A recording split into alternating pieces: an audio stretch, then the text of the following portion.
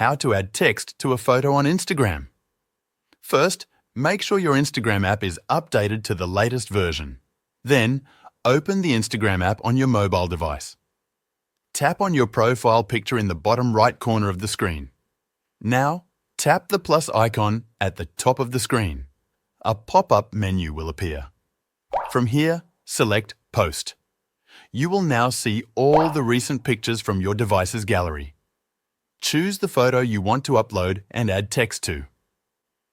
Once you've selected a picture, tap Next in the top right corner. At this stage, you can apply filters or edit the photo if needed. After making any edits, tap on the text icon.